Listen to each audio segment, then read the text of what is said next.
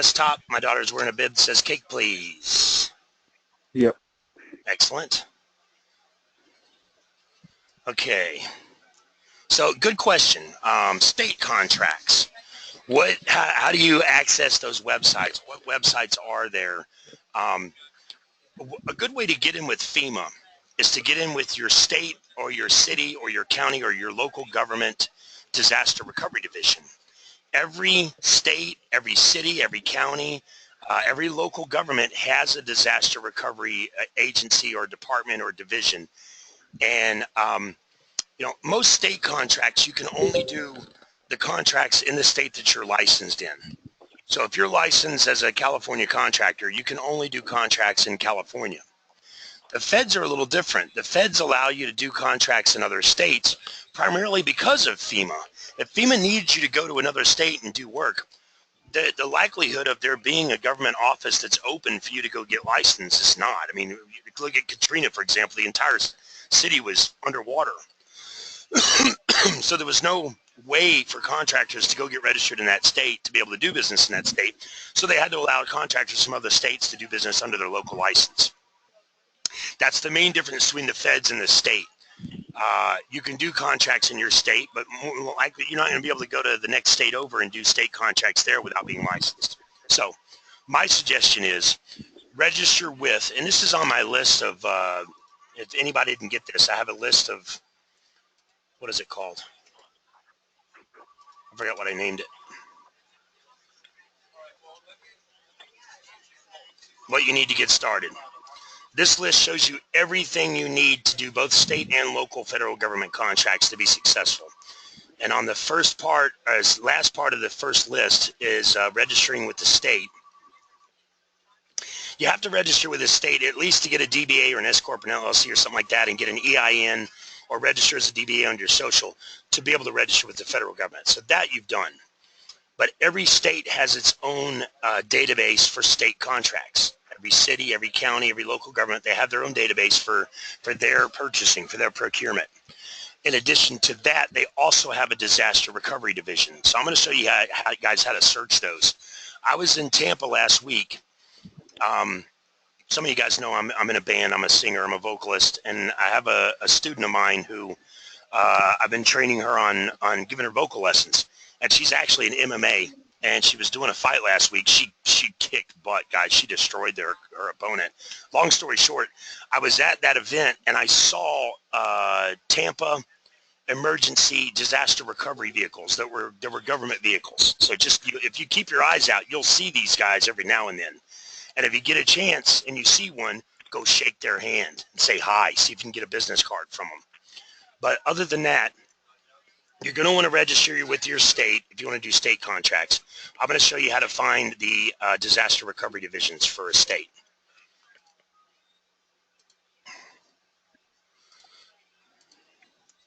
So let's say I'm going to go with the state of Florida since that's where I'm at.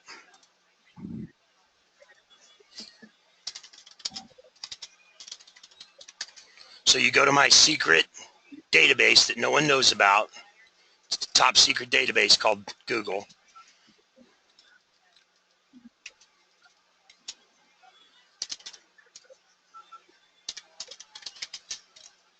Now, you don't want the disaster relief program because that's for homeowners. That's for people that are fighting disaster and need assistance.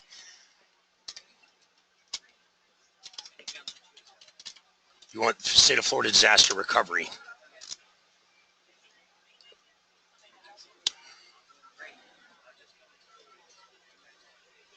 That's not it. That's to public entities to help. But each state's different. Florida Division of Emergency Management. Same website. So they've got both location for homeowners to sign up and for vendors to sign up. So we're going to go to that website. And we're going to look for vendors. Okay, I don't want to search. I don't want to, look at this whole site. So I'm going to try and do a Control F and see if it'll search the site.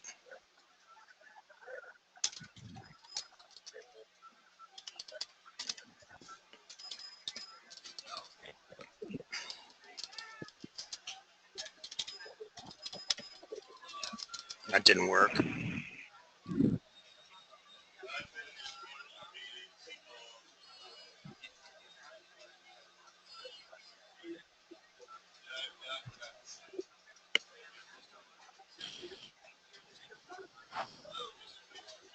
So worst case scenario, instead of spending too much time,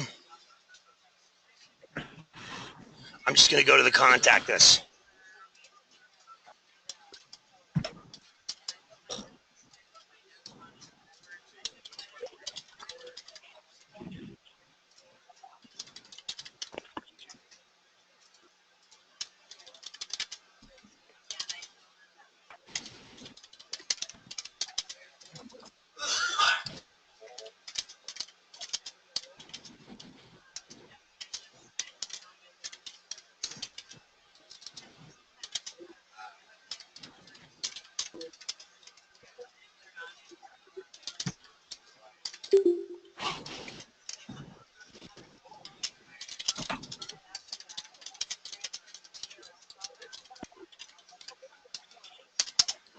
And just leave it at that. Wait till I hear back from them. They'll usually reply right away. I can't type today for some reason, guys. STATE.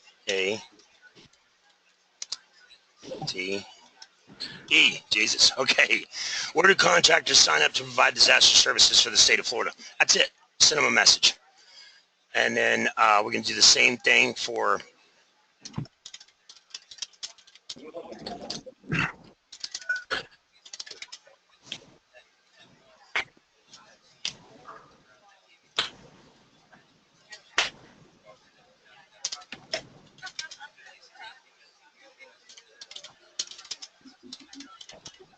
be a little more specific this time. Maybe we can go directly to the site. County.org.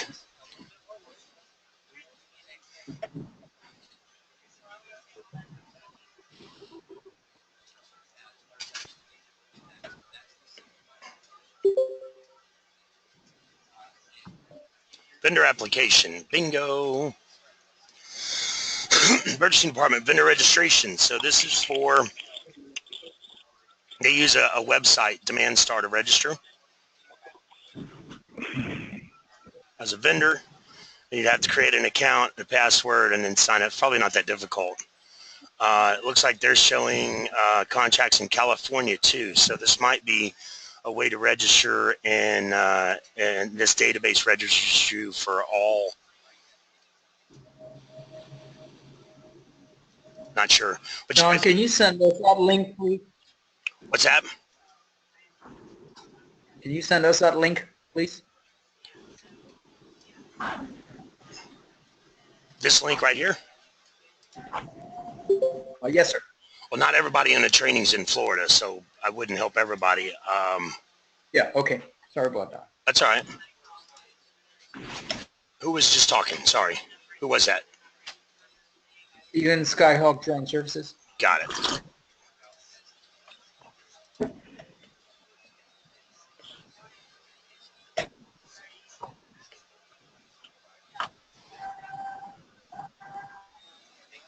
Anybody have any questions on how to register with your state, local, federal government for disaster recovery?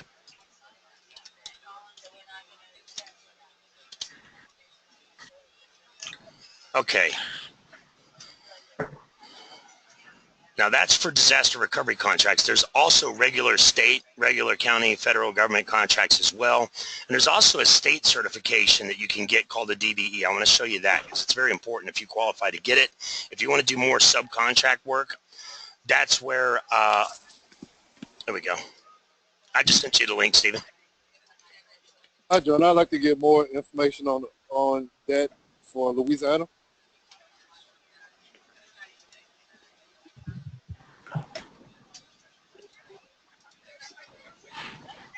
Okay, we'll look at Louisiana next. Okay. Oh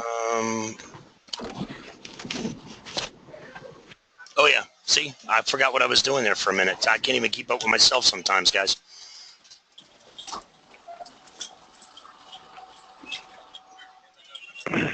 Okay. So there's a state certification through the Department of Transportation, and it's called the DBE, Disadvantaged Business Enterprise. There's one for women, there's a WBE, there's one for minorities, there's one for veterans, etc. This is even though it's through the Department of Transportation, which is a federal entity, the state registration for the DBE, each state is different. So the only reason why we don't do it, we do everything else but that, because it's a state registration and it's different in every state. Every state has their own rules, laws, and regulations. The DBE will help you if you want to do more sub work. If I'm sure some of you guys have heard of what's called a pass-through. A pass-through is when you were hired specifically because you hold a certain certification. I'm going to pause everybody. I'm going to mute everybody because we got some background noise. A walkthrough is when you hold a certification and a business hires you as a subcontractor specifically because they have to. They don't have a choice. They have to hire a certain percentage of DBEs. They have to hire a certain percentage of MBEs. Every state is different, but it's just like the federal government. Each state has their own requirements. So these vendors have to hire a certain percentage of people who hold these certifications. They will hire you just because you have the DBE or the MBE so that they can write it off. Now, a pass-through is when they hire you and they pay you, but they don't actually have you physically come do the work. It's not illegal in most states and counties and cities. There's really no laws in place that say it's illegal. It's frowned upon highly. And in the grand scheme of things, I mean, you really couldn't get in trouble for doing it because you're not the one in charge. You know, if you did a pass-through and you were audited or the government came down or one of your competitors found out and you know, complained about you and there was any kind of investigation, you know, you could say, look, the guy paid me and hired me, but he never gave me the key to the building. He never actually allowed me to do the work. So that's not my fault. Having that DBE and MBE will get you more work as a subcontractor, guaranteed, if you're not brokering. Okay, if you're brokering, it's not going to do you, I mean, it can still do you some good, but more than likely, if you're brokering, you're not doing state contracts anyway. But it's one of those things you're better off needing and not having than having and not needing, or having and not needing and needing and not having. So if you've got the time and the gumption, Google DBE for your state. Like I said, every state's different. If you do Florida, DBE.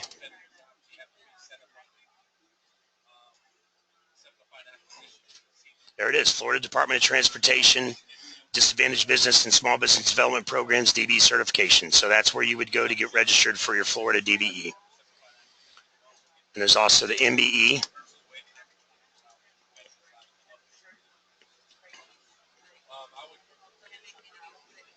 MBE is minority owned. There's the WB, the Woman Business Enterprise. So you've got both the DBE, the MBE, WB, all those. If you qualify, I definitely suggest you guys go get them. If you don't want to do it on your own and you want to pay somebody, let me know and I'll do some research and see if I can find somebody in your state or in your area that'll do it for you for a fee. Any questions on state certifications?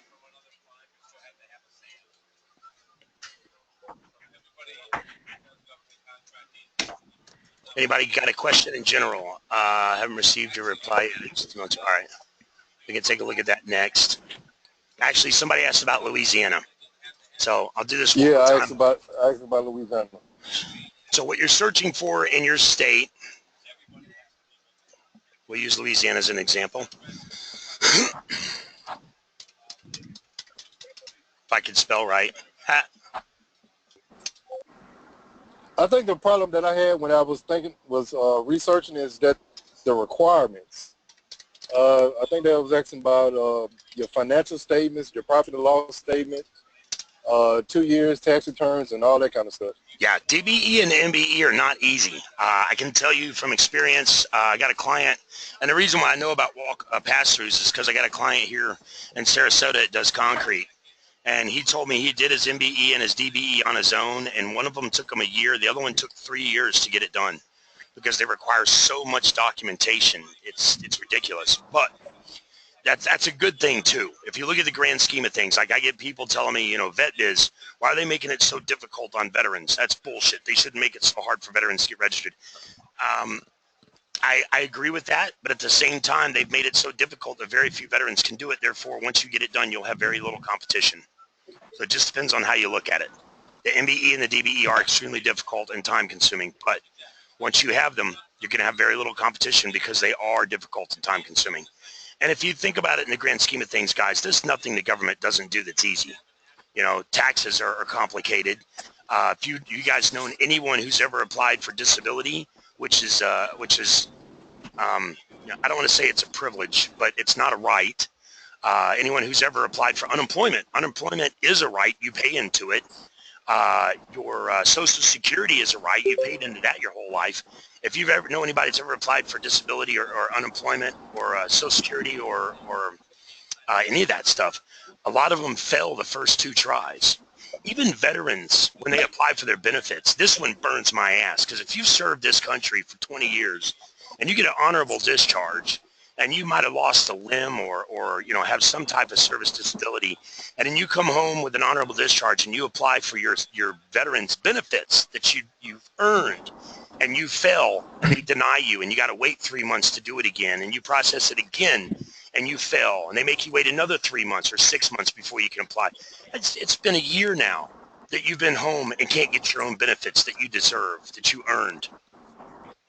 And that's why you'll see a lot of commercials where attorneys are saying veterans benefits, call Dewey, Cheatham, and Howe, because attorneys will process it for you in exchange for half your first year's benefits, which in the grand scheme of things makes sense.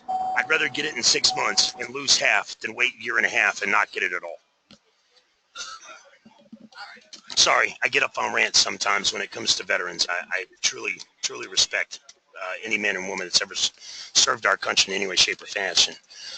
Louisiana State Disaster Recovery.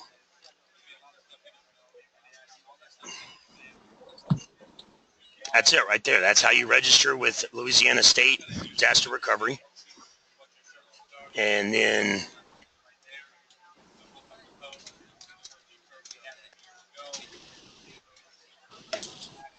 there's your DBE through the Department of Transportation's website. Okay.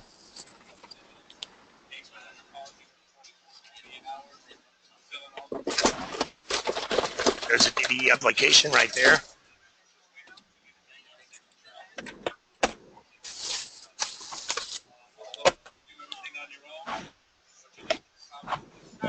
Looks like you have to sign the agreement, go through the planning process link, and then these are certifying agencies that will work with you. Well, I do have another question, John. How do you exactly get work, like, say for instance, when a disaster or anything happens? And I mean, how do you get in that disaster work? Well, the best way to get in with FEMA is to do like I'm saying right now, register with your state, your city, your county, and your local government disaster recovery divisions first. And here's why. Okay. Remember Katrina, okay?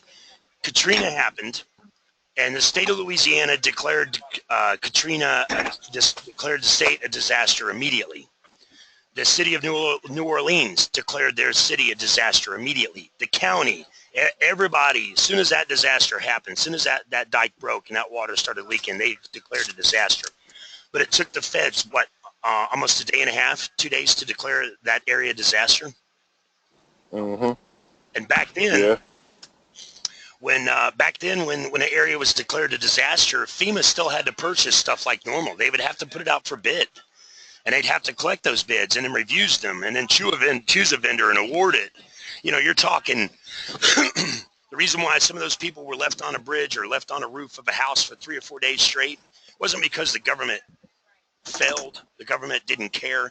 It's because the government went on like normal and had to put stuff out for bid. So it takes a day to declare the disaster, maybe 2 days to declare the disaster. Then they reach out and ask vendors for quotes. It takes a day to get quotes from vendors, then a day to compare those quotes and choose a vendor and award it. It takes a day for that vendor to gas up their vehicles and load up all their equipment and gather all their employees and drive there.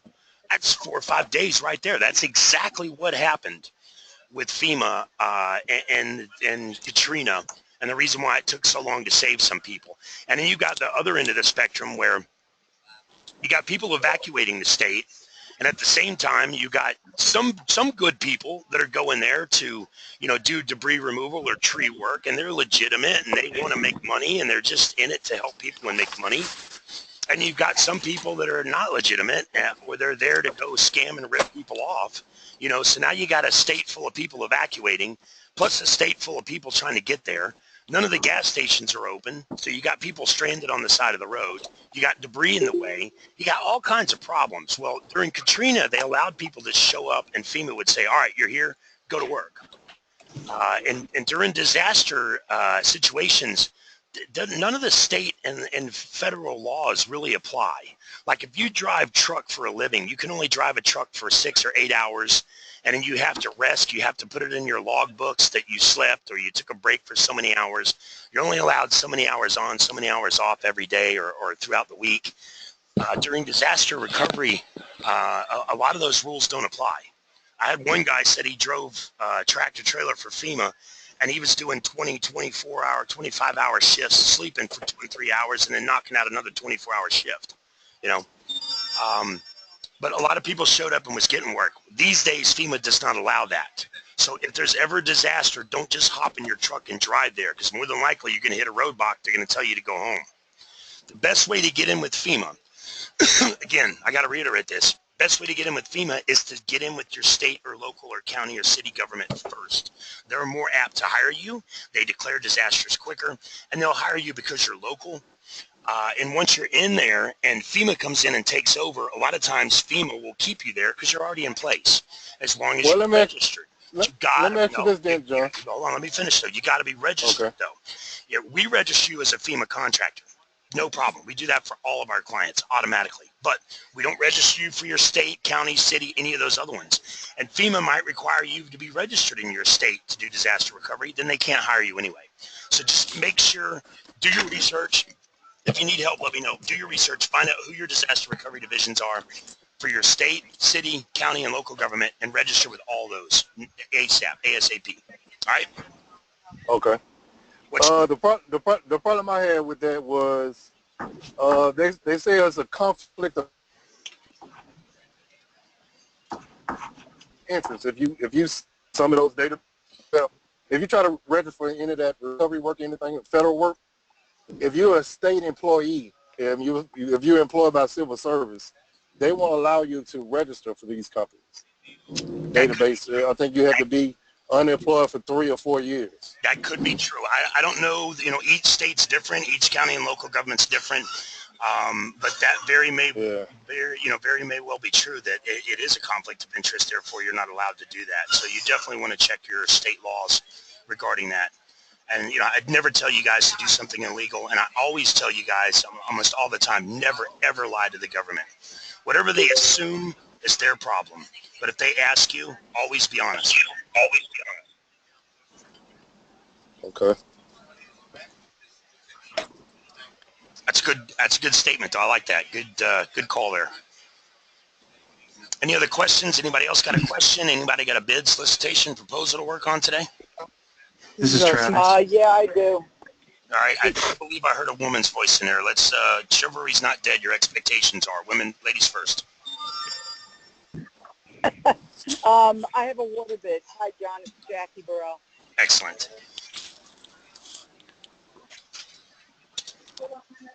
I have to fill out a solicitation form or appendix form or something like that, and I've got to send it in with the bid, and I guess that's just to tell them that I'm bidding.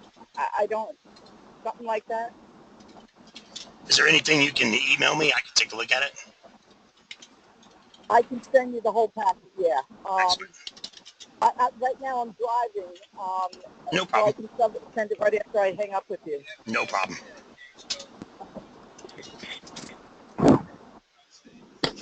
Okay. John, I had a question, if you're taking more questions. Absolutely. Yeah, I wanted to see if you can talk a little bit about, I was looking at some of your videos. We're relatively new to government contracting, and we wanted to start off as a broker. And I wanted to learn a little more about some of the things on the business end that we need to have in place as far as bonding or any other type of set-asides or anything that will help us obtain or go after some of these contracts as a broker before we start self-performing any work. Absolutely. I can actually send you a list. We can go through that right now. If nobody's got a bid or anything to work on, I'd like to do that first if anybody has, but if not, we'll definitely knock that out. Doesn't sound like it. All right, well, let's do that then.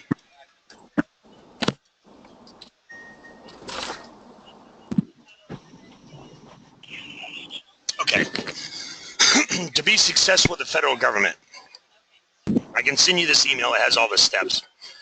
What you want to do to be successful with the federal government, number one, you want to watch my training videos. Doesn't cost you any money. It's my training videos. Guys, I give you everything. I had no holds barred. Everything I learn, I put online for free. So if you're broke and you can't afford me, you still got my videos out there to get you along. You need to register with the state as either a DBA or an S Corp or an LLC. I get people all the time saying, well, should not register as an S Corp or an LLC? Is it safer? Yes, it's safer. But since I've been here since 2009, I've never seen the government sue anyone ever once. And that's really what the difference between a DBA and an S Corp is that an S Corp, you're safer. An LLC, you're safer. The government or anyone can sue your business with an S Corp or an LLC, but they can't sue you personally. But the government doesn't really sue people. So if it's a matter of money, you can do a DBA for 40, 50 bucks, get it done in a couple of days. If you do an S Corp or an LLC and you hire somebody, you're probably looking at a couple hundred to a couple of grand for use. What's that attorney service where they charge you hourly or something like that? If you use one of those, you know, you could probably get it done for a couple $100, but it takes a couple of weeks to process an S Corp and LLC. Most states versus a DBA, a lot of times you can get it done in a couple of days. So it really depends. But if you start out as a DBA, you can always upgrade to an S Corp and LLC later once you win your first contract, make some money. You're also going to need to open a business checking account. You should be able to find a free checking if you maintain a minimum balance or something like that. You have to have a checking in order to sign up, register with SAM. There's no way around it. The federal government will not let you register without having a checking account. Or I think you can use a savings too, but you might as well just get a checking account. You're going to need to sign up for a merchant account. You want to be able to take credit cards. So get a Square or PayPal or sign up for an actual merchant account.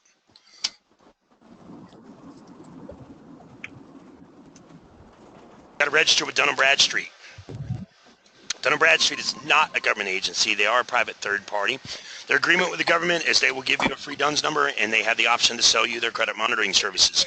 You do not need their credit monitoring services if you are not doing any business. If you're a startup company, you don't need their credit monitoring services. If you're doing millions and millions of dollars in business, yeah, their credit monitoring service makes sense. But until then, you don't need it. So when you call to sign up with Dun Bradstreet, they're going to try and sell you their credit monitoring services. They're going to tell you that you're not compliant without it. They're going to tell you your Dun Bradstreet number is invalid without it. They're going to tell you whatever they think you need to hear to get you to pay them for their Dun Bradstreet number. The best way to go about it is to call them. Don't fill out the form on the website. Call them and tell them something like, I want to do some work for the government and it's they're going to pay me $200. And man, I can sure use that $200 right now. So you're not lying. You're kind of painting a picture that you're broke. And if they think you're broke, they'll give you a Dun & Bradstreet number and get you off the phone most of the time so they can get to the next phone call where they can sell something and make a commission. It's completely bass-backwards that if you sign up with them and you pay them $2 or $3 grand, it takes 2 weeks or a week or 2 weeks to get your DUNS number. But if you tell them you're broke and they believe you, they're going to want to get you off the phone. A lot of times they'll give you the Dun & Bradstreet number on the phone to get you off to get to the next guy. They are going to verify financial information. So they're going to know, you know, to some extent whether you're broke or not. But yeah, you could make $1 million a year. If you spend $1 million a year, you're still broke. You want to register with the DOT, Department of Transportation. If you can qualify, get your DBE, get your MBE, get your WBE, whatever it takes. Those are very important registrations that will help you in the long term and they'll get you more sub work. And it will benefit state and government agencies to hire you if you have those. But I don't tell my clients to go after state contracts because most state contracts are ridiculously stupid difficult. You're going to want to register with primes. A lot of primes have their a link on their website where you can sign up with them as a subcontractor. Any large firm that does contracts to the government, if they got a contract over $650,000, they're required to do a minimum of 23% of their budget, you know, however much the contract is. They're required to do 23% of that with small businesses as subcontractors. So these primes are always looking for little guys to hire to meet their ESRS requirements. Electronic Subcontract Reporting System is where they post how much they paid you to prove that they're meeting that 23% requirement. So registering with primes as a subcontractor is a good idea. Register with any states, county, and city governments. If you want to do state, county, and city contracts, you need to register with them. And then register with the state, local, and county government disaster recovery divisions. Everything from there up, I can help you with. I can give you advice and assistance, but we don't do for you. Everything from there down, we can do for you. We can register you with SAM. We'll process you in the CCR and ORCA and the DSPS and SAM. We'll register you with FEMA. We'll create your capability statement. I'll help you write your elevator pitch. We'll register you for simplified acquisition no bid contracts. If you actually sign up for the SAP program, you get a free website with that program. And it's built specifically to work through all federal firewalls, so you know no purchasing agent's ever going to have a problem viewing it. If you're in a HubZone, you definitely want to register as a HubZone vendor because that's the one registration you can do as a startup. That's the one registration you can do. It has very, very little requirements whatsoever. Let me show you. I have a question about the HubZone. Yes. In your experience, we just submitted our application for a HubZone and EightA. I know EightA is probably the prime, certification to have, but would you feel that HubZone is just as good as having an EightA certification because of the limited number of companies that are HubZone qualified? Absolutely. Once you receive that certification. Absolutely. HubZone is just as important as EightA, if not more, because of the lack of competition. When you look at the grand scheme of things,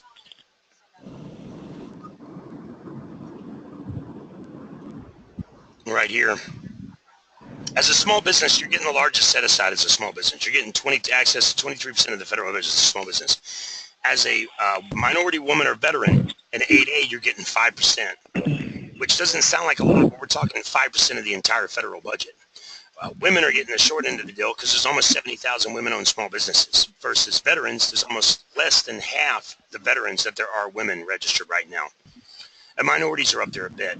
Service-disabled veterans get 3%, but there's 16,000 service-disabled veterans sharing that. Compared to HubZone, there's only 4,100 HubZone vendors sharing that 3%.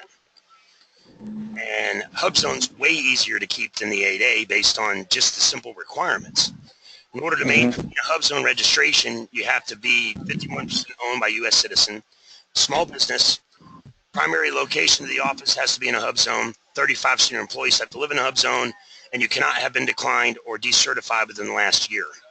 So unfortunately, if you guys processed your HubZone and did it incorrectly and they decline you, and then you come to me and say, hey, John Wayne, can I pay you to do it? I can't do it for an entire year because you were previously declined. The EightA, on the other hand, there's only those 5 eligibility requirements for the HubZone, and it only takes about 3 months to process a HubZone. And EightA takes a year to process. There's 15 core eligibility requirements, and if you miss any one of these steps or break any one of these rules or get a felony or a DUI or something like that, they could kick you out of the EightA program. Versus the HubZone's way more relaxed. And I rarely hear about people getting audited in the HubZone program. In the EightA program, you better guarantee you're going to be audited every year like clockwork. Same thing with GSA. But EightA is a Are there sole source contracts with HubZone like the EightA where you can have sole source contracts available? Absolutely. And the best way to see that, go to FPDS and you can see it with your own eyes. You're rarely going to see a HubZone or an 8A contract in FBO because there's not enough HubZones or 8A vendors to make it worth the time to put stuff out for bid in FBO. So they don't even bother.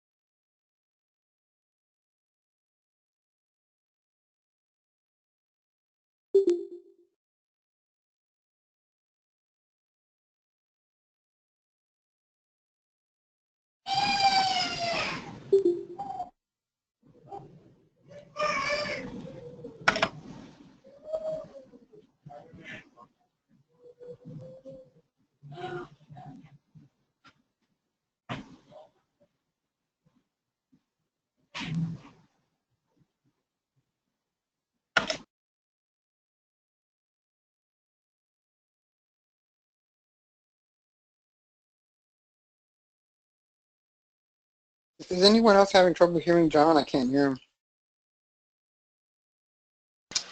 Yeah, Wow. I can't hear either. I've been talking this whole time with my phone muted. Yeah, I thought I was trying to send you an email. I was just about to send you an email Guys, to let you know, but what was the last thing you heard me say? Hopefully it wasn't welcome to the training. it was probably a good 3 or 4 minutes, man. Just a couple minutes? All right. All right, so for example, this contract is a multiple obligation. They were paid $46,000 up front. They'll collect payments of $854 until they collect a total of $1.18 million. They're a small business, 8 employees, only did $1.2 million in revenues last year, and they got one contract worth more than they made last year in just one contract. Hey John, how is that negotiated? How do you tell the government you need more, you need that cash up front? Well, a lot of times simplified acquisitions are not negotiated. They'll tell you that they're going to pay you up front. Otherwise, all you can do in your proposal is say, we need money up front. Either that or just get it financed or have a factoring company factor your invoices or check with me and I'll see if I can get you financed. Gotcha. These guys are a minority Hispanic woman, 8A, disadvantaged, HubZone, and DOT certified. They've done everything. Every certification they could get, they did it. And the government gave them one contract that's worth more than, they did $1.2 million, almost more than what they did last year. And this was done as a simplified acquisition. HubZone set aside, there was 3 offers received.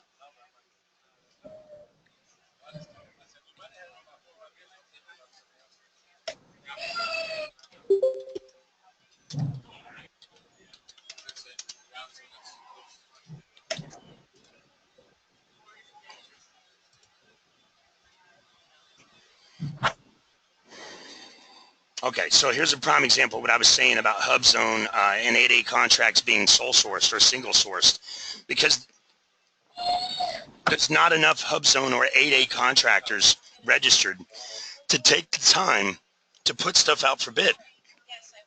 Why would they put something in FBO when only one person's going to bid on it anyway? So a lot of your 8A and your HubZone contracts are done as a sole source, single source, or a one source situation. HubZone sole source contract, one offer received. This was for another multiple obligation, $53,000 up front. They'll collect a total of $68,000 when it's done. This is a one-man show, $300,000 in revenues last year. Any questions on HubZone or 8A, sole source? How do you search for the sole source contracts? I just went into FPDS and did a HubZone sole source. Okay. Now, can you be successful as a broker with HubZone certification? Okay. Yeah, you can sell anything as a broker. So the more certifications you hold, the more apt they are to hire you. I mean, look at TV Guy, for example. I don't talk about him much anymore because he gets mad at me for talking about him. But like I always say, he's not a client, so I don't care if he likes me or not. John? I told him in 2000. Yes, sir. One moment. I told him in 2010 to get his 8A, and he told me I was full of shit and had no idea what I was talking about. Well, guess who has an 8A now?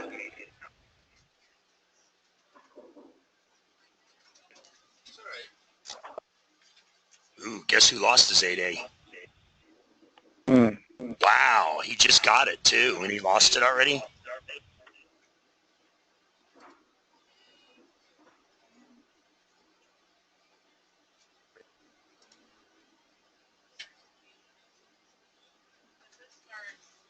Yeah, see, he had his 8A up until like 2 months ago. He did his DOT. And his revenue, why did his revenue go down? I don't know. It's a little weird.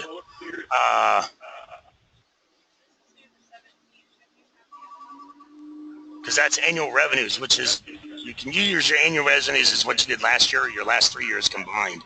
But he's not going to do that because he just started getting back where, I don't know, I'm going to have to do some research. I haven't looked into him for a while because, like I said, he gets mad at me for talking about him.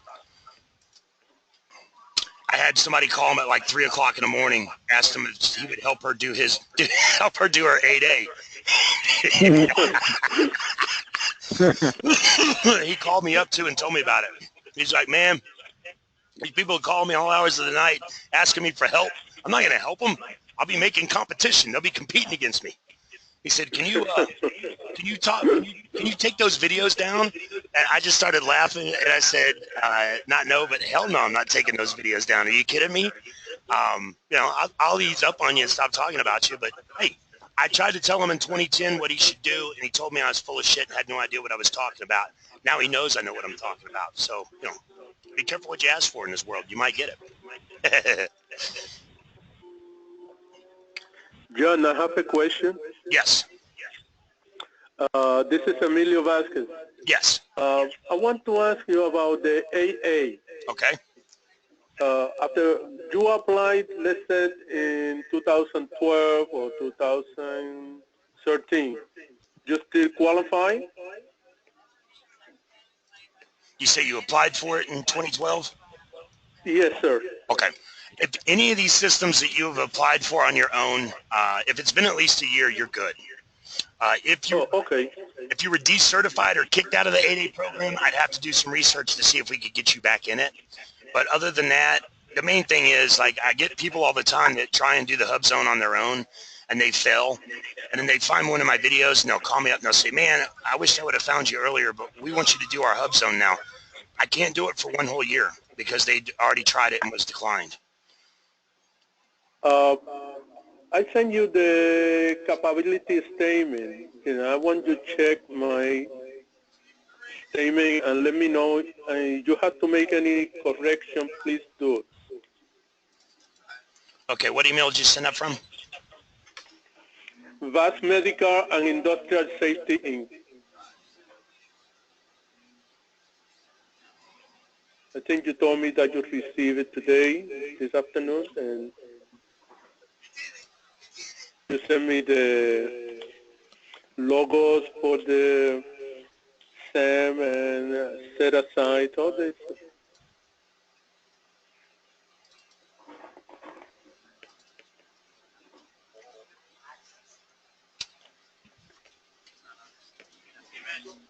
You got some. It's a good start. You got some formatting issues. But other than that, this is what you want on a cap statement. Okay, there's the rest of the information. So went to page 2. You just have some formatting issues you got to clean up a little bit is all. You want this on one page. When I say one page, I don't mean front and back. You need a one-page cap statement. And keep it as simple and clean and neat as possible. Okay. And I'll show you an example. What do you want me to change? You need to get it all on one page. So the way it's formatting, it's going to 2 pages. Oh, okay. I tried to put it everything in one page. Very nice. But they look good, right? Information? Or do you see anything wrong in the information? Without reading it for content, no. If we have time today, I'll read it for content if you like. But look, this is a good cap statement right here. It's all on one page. It's short, sweet, and to the point. It's not overworded. There's not too much to read. It's a little wordy, but not too bad. But it gives them everything you're supposed to give them. They need a referral list. So you can use the logos. They need to see your codes, contact information, a brief description, what it is that you do. You know, very simple, short, sweet, and to the point. Okay. I'm going to try to do it again. Do you want me, after I finish, to send it back to you, right? Absolutely. Anytime you guys want to send me anything to review, by all means. Okay. Hey, John, I sent you an email last night of a solicitation I was thinking about going after. Okay. I had a couple questions about it. One of them, the NICE code is not one of the ones that I have listed. Is that something that I can change, like on the fly, like if I wanted to add that one in? You can change NACS codes, PSC codes, FSC codes, any of that stuff you need changed in your filings. Just email your case manager, CC me on it. I'll make sure it happens. You don't want to get crazy with them, though. You don't want too many NACS codes. You don't have to have a NACS code listed in FBO or SAM in order to bid on and win a contract or to do the work. Some purchasing agents think that you do. Some agents will tell you that you have to have this NACS code listed in order to bid on it. Don't argue with them. Just send me their information. I will shut them down. I will prove them wrong. Because I know this because I did I battled with the GAO on this very subject and won. Right here.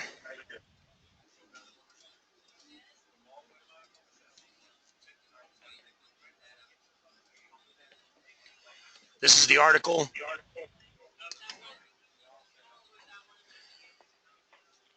I had a client win a contract, and one of his competitors filed a bid protest stating that for that exact reason, that the NACS code was not listed in his SAM, therefore he should have never been awarded the contract. And that is incorrect. This is the letter from the GAO, from the actual Government Accountability Office, saying decision denied. So my client still won and got to keep the contract. Nice. So the other solicitation I sent, I didn't have any of the like the due date, the response date, or anything like that in there, and I couldn't open up. They were pointing you to links to try to look at the rest of the documents, and I couldn't see that either for some odd reason. I'm sorry, what was your question? So I was hoping we could kind of take a look at that solicitation that I sent you last night. What email did you send it from? My Gmail, Cesar.diaz@gmail.com. CZAR. I'm sorry. Potential solicitation, like the third one down.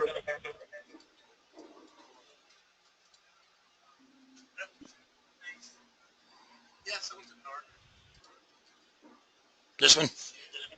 No, you had it a second ago. It was called like potential solicitation. Oh yeah, it's yesterday. Right there, that one. Mm-hmm. All right. So you want to take a look at this? Yeah, if you don't mind. Not at all. I got someone texting me a question, and I always forget to check the chat. I want to make sure.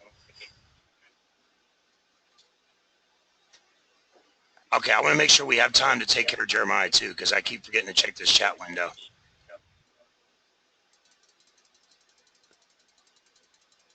Jeremiah, did you want to go through this in the training, or did you want to go through this in private? Just send me a quick message. We'll take a look at this one in the meantime.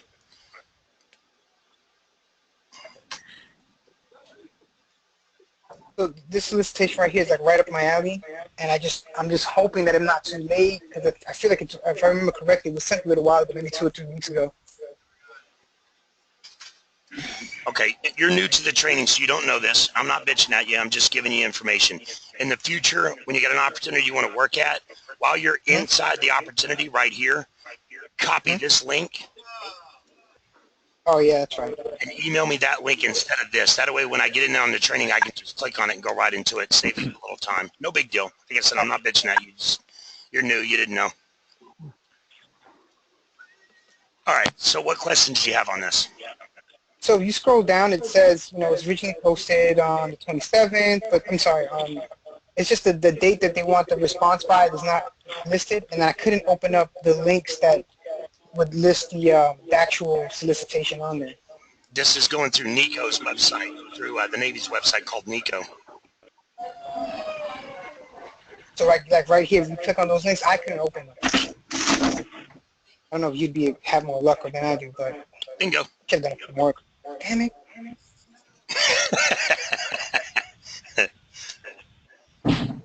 I would check your browser. Sometimes some systems don't work through certain browsers. So if you have a problem with a document on Internet Explorer, try Firefox or something else. So I guess a follow-up question on this, right? So if this is an opportunity that I can go after, and I think it's a great one or whatever have you, and I submit my bid, and I get awarded, you know, God willing, you know, getting people to, how do I go about getting the people to actually work that project or that contract? That's the $1 million question. I use Google. You know, whenever I need subcontractors or something like that, I go to Google and see who's registered and, you know, find them that way. Okay. Because, I mean, you know, you might already know I'm a one-man shop, and, you know, this would probably need more than one person, so just trying to figure that piece out is I guess, my mental hurdle. Yeah, and I always say, what do I always say? What was I just talking about? Finding contractors on Google. I had a point. I forgot it. Like I say, guys, I can't keep up with myself sometimes. No worries. Yeah, it'll come back.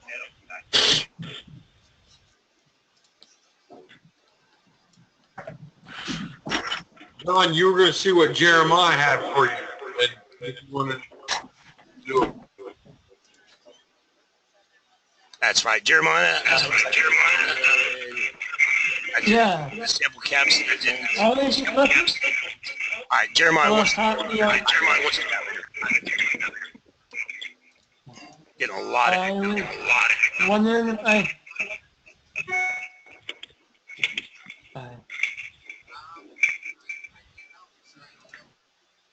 Anybody else got a bid, solicitation, proposal, something to work on? I wanted to ask a question. Yes. This is Travis. I got something that I would like to bid on. It's manufactured parts for plumbing, and my question is, should I just start calling a whole bunch of manufacturers and sending a censored RFP to them and see if they can satisfy that? Yes, and that's actually what I was going to say, and I forgot. When it comes to getting quotes, whenever I get a quote on something, I get at least 3 quotes from 3 different vendors so that I can compare the quotes so that I have backups in case one of them falls through and know if the pricing I'm getting is fair. If all 3 vendors have roughly the same price, then I know I'm good. If one vendor's really high, one's in the middle, and one's low, something's not right.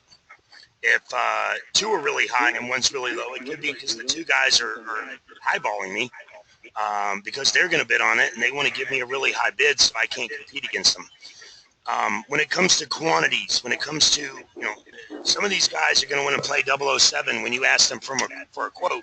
They're going to try and figure out who you're selling to so they can determine whether or not they're going to give you a decent price or not. If they're asking for If they're asking for 87 quantity, I would call and get a quote for 75 quantity. So they can't put 2 and 2 together, or censor the RFP. But even if you censor it, a lot of times they're going to recognize the data. They're going to recognize the format and know who it's going to. And you're going to lose some because you are brokering, and there's people that are, have been doing it longer, and they're going to outsmart you or outwit you. It's going to happen. But if you throw enough stuff at the wall, some's going to stick. All right.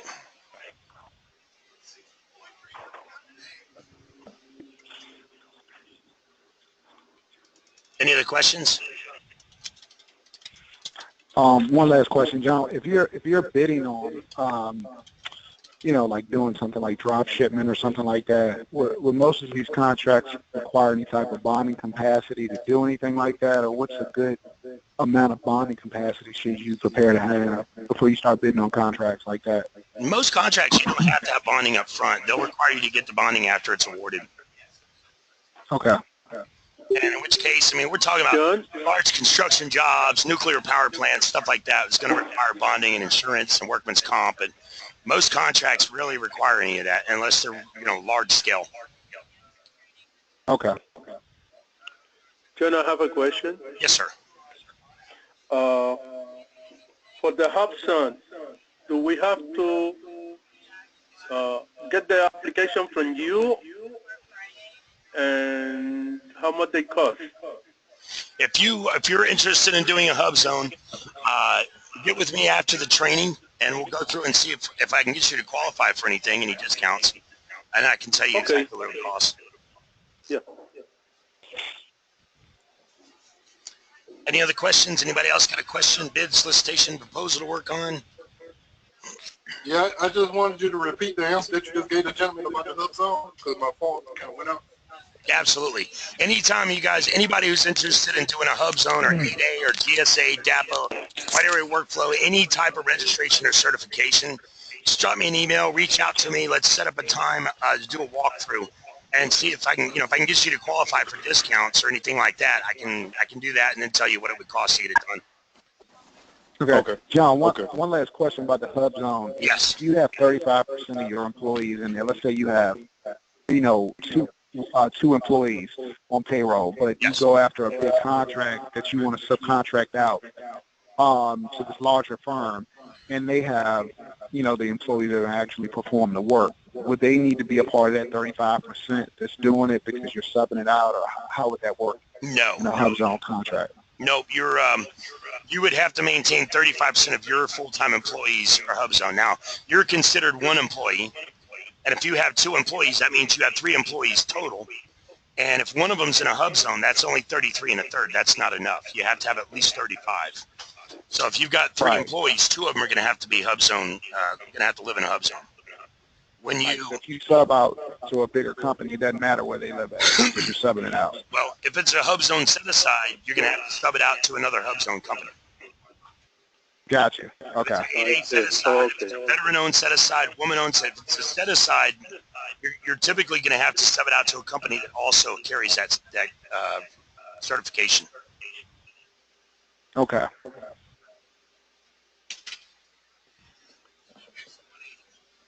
You guys are having some great questions today. I'm glad I recorded this one. This has been a really good training. Very good questions, guys. Impressive.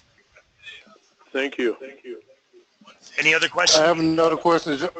Yeah, I have another question. It's HubZone related as well. Okay, it's basically 2 employees. Me and another employee. She stays in the HubZone. I don't stay in the HubZone. Will we still be able to qualify? As long as your main office is in the HubZone and 35% of the employees live in the HubZone. So she would be, it's just you and her, that would mean she's 50% of your employees. So she lives in the HubZone and your main office is in the HubZone, you're good. Yeah, I'm actually working out of her house. Okay. Yeah, your office in the HubZone, she's in the HubZone, you're good, brother. How do they verify that every year, or how is that verified that your employees are still in that HubZone every year? What do you submit, or what's the auditing process with that to make sure the government make sure you're still in compliance with that? Your case manager is gonna get a list from you of all your employees and their addresses, and then they go through a process to verify them. I think she just has to have mail there. Really, is all it boils down to. They're not gonna like show up and knock on the door and that kind of thing, you know. So once you meet that 35%, if you start to fall below that, do you have to submit anything just in case you fall below 35%, or is Better that just maintain more? it. Yeah, no, you have to maintain that. That's the main reason why people get kicked out of the HubZone programs, because they don't maintain that 35% employment ratio. And that's verified through payroll, is that correct? And just I'm not sure exactly how it's verified, because there's one thing that I'm good at bids and proposals and solicitations, but when it comes to registrations, I don't even bother learning, because the girls do it and they do it well. Gotcha. You know, if they don't add to the bottom line or put food on the table, I don't even bother learning it, because I still got stupid commercials from when I was 6 years old stuck in my head. It's shake and bake, and I helped. There's jingles stuck in my head from when I was a kid that do me absolutely no good, you know. And we only got so much of our brain that we can actually use. So I don't want to fill it up with too much stuff that I'm not going to use. You know? Right. I got two brain And cells. the last thing, One's waving by to the other. last question, I'll let you go after this. But the HubZone certification can help you get another contract that may not be a HubZone set aside, just because if you're HubZone, women, minority-owned business, if you have those two set asides, but you're going after a small business contract, you're probably going to get, you know, it's a higher chance you probably will get that contract because of the set-asides that you have with them making your quota of the set-asides. Is that correct? Great questions today, guys. That's an excellent question. And yes, you are correct. A lot of times you'll see in the synopsis, it'll say that it's a small business set-aside, and it'll say that they take preference for 8A, HubZone, VetBiz, minority woman, but it's not mandatory. So yes, because, you know, the more you qualify for it, the more they can write off. So if they hire you because you're a HubZone vendor, they can show that they've hired a HubZone vendor and paid that HubZone vendor a certain amount of dollars. Then they can show that they hired an 8A and they paid a certain amount of dollars. They can show that they hired a w.o.s.b and paid, even though it's the same business. It's still so you can really go after other contracts and be in the HubZone, but not really go after HubZone set-asides. And it helps you from that standpoint. Yep, still get more other types of contracts that are not HubZone related. So the more Gotcha. that you hold, the more apt they are to hire. All right. John, if you are a veteran disabled like me, you can qualify for set aside? Yes, sir. There's a service disabled veteran-owned registration. Yes. There's a veteran registration. You may qualify for an 8A as a veteran. 8A doesn't have to just be a minority. Oh. Let me show you. You can, where are we at? Right here. That's the way I am registering here in New York City. Eligibility requirements for the 8A. The main eligibility requirement for the 8A is that you have to have some type of social disadvantage. So being from a presumed disadvantaged group like Hispanic American, Asian American, Black American, or Native American, or a person who has experienced persistent and chronic discrimination based on their disability, gender, or veteran status, or race, culture, or some other factors. So people who do a what is it called? The Wheaties guy. He's had a sex change. Transgender.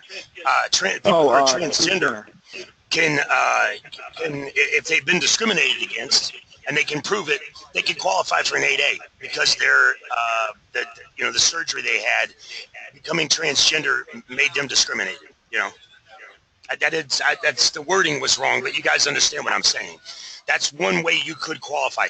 Veterans are discriminated against. If we can prove that, you can qualify for an 8A as a veteran.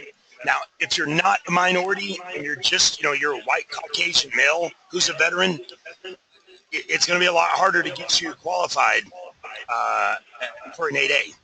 But if you're a veteran and you're a minority, that doubles your chances. If you're a veteran and a minority and a woman, that triples your chances. And if you can prove that you're part Native American, you're basically a shoo-in. Because if you're Native American, we don't have to prove discrimination. It's already proven.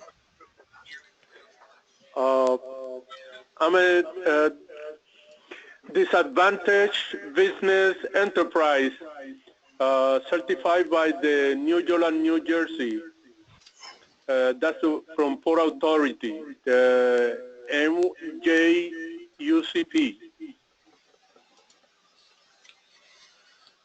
The disadvantaged business enterprise, that's what we discussed earlier. That's a state registration to the DOT. And I'm going to upload this training, guys, because this was a really good one today. So everything I've discussed will be online, probably around tomorrow at noon or something like that. Jeremiah just asked a very good question. Can being deaf get you qualified for an 8A? Yes, because if you can prove that being deaf has caused you discrimination, that's exactly what an 8A is for, is that we can prove discrimination. Okay. I had a gentleman.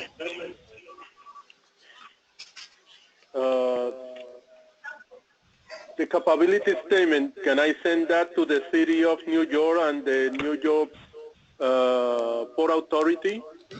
Yeah, you can send your cap statement to anybody. Oh, okay. Yep. Thank you. Yeah, well, yeah, I've got clients that they see my videos, they want a broker, they get registered, they start doing business and getting pretty successful. They start doing some contract work. They use their cap statement for everything, for private, residential, commercial, everything. Hey, doing? Good question. Any other questions? John Stevens, Skyhawk Drone Services. Regarding the 8A process, do we fill that out, or is that given to someone else to get done? It's like anything. If you want us to do it, we'll do it for you. We give you the worksheets, we collect all the data, and we process it for you. But all this stuff is like anything. You can do your own taxes. Some people do. Some people like doing their own taxes. I don't. I don't bother. I don't learning all those new rules and laws every year to save $56. I'd rather pay someone. They're going to get me the most money. They take the liability to get it done right. I get the most money back. I don't want to bother with it. You could do, you could do your own taxes. You can represent yourself in court. I don't suggest it. I suggest you hire an attorney. In the grand scheme of things, there's a lot of things in life you could do. You could do your own circumcision. I do not suggest it. I actually posted an article 3 years ago about that. There's many things in life you can do, but it really boils down to, is it going to save you money by doing it? If you're investing your time, time is money. My time is worth anywhere from $75 to $100 an hour. So if I'm going to do something myself, it better save me $50 to $75 to $100 an hour by doing it myself. Otherwise, I'm going to pay a professional. You know, I had a guy tell me. What's the cost to get this done? I'm sorry. 8A, VetBiz, HubZone, GSA, DAPA, Wide Area Workflow, Oasis, any of those programs that you guys need, you need to get with me outside of the training so I can see what you qualify for. A lot of times, if you're a client already, some of these programs I can add and get them done for half price because you're already a client. So anytime you need to know how much something costs, get with me. Let's do a walkthrough. Let's see what you qualify for, and I can tell you what it would cost to get me to have it done for you. Any other questions? Understood. Thank you, sir. No worries. Thank you. No problem. It's I'll after be 5. going to be writing to you an email about the capability statement, and I'm going to put something in there, okay? You got it. Okay, thank you. No problem. It's already after 10, so if there's no other questions, I'm going to go ahead and shut her down for today. Be back on here tomorrow, same bat time, same bat channel. If you guys want to join, email me early. We have I'm happy to announce we have a new team member coming on. Some of you guys might have already worked with her, Gina Wright. It's going to be part of our team now. She's awesome. Expert on AFPDS. So she's going to be a great part of this team, and she's going to be running some of the trainings, and we're going to be moving forward. Get her done. Okay. All right, guys. Good evening. You got it. Thanks, John. You're welcome. You guys can thank me after you win your Thank you, first Joe. contract.